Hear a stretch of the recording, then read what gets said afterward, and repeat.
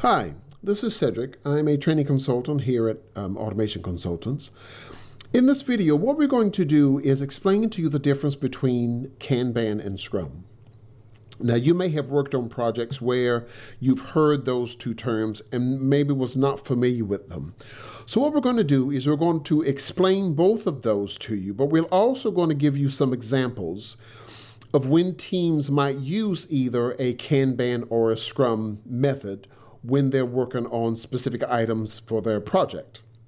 Now, typically you will have a Scrum Master, a team lead, or an Agile coach that will be the lead people for those teams, and after discussions, they will determine which method is best used in managing that project.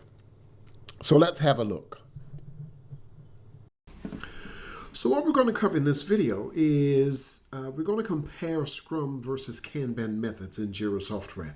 And that's basically two different ways in which you can manage a project.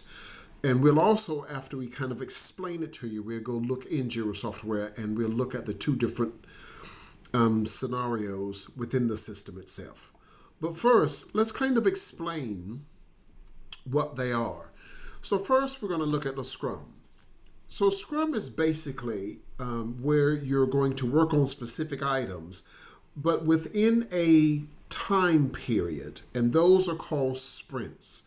And that's one of the main differences between a Scrum and a Kanban is Scrum will consist of sprints.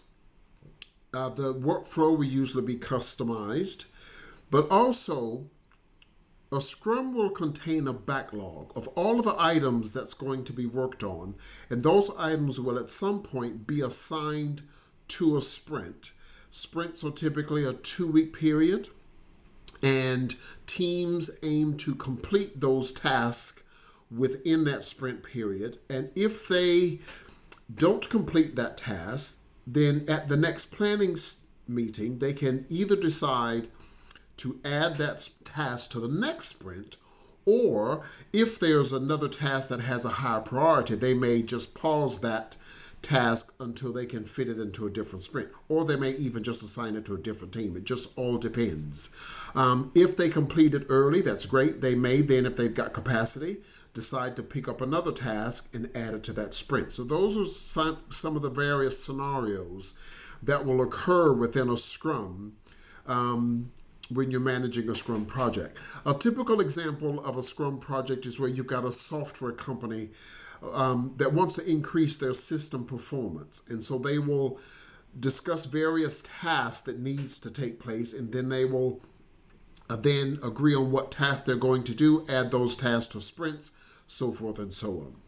Now, the next thing to cover is Kanban, and this is slightly different because a Kanban project doesn't necessarily have a time-boxed sprint. As a matter of fact, you won't hear of a sprint within a Kanban. It's just a simple project that a team is working on, and it's just they will pick up tasks as they've got capacity. That's called the pool system, where they'll have all of these tasks that they want to complete, and as they get capacity, they'll pick up a task, work on that one. When it's finished, they'll pick up another task. So there's not really a sprint cycle within a Kanban, and many industries can use a Kanban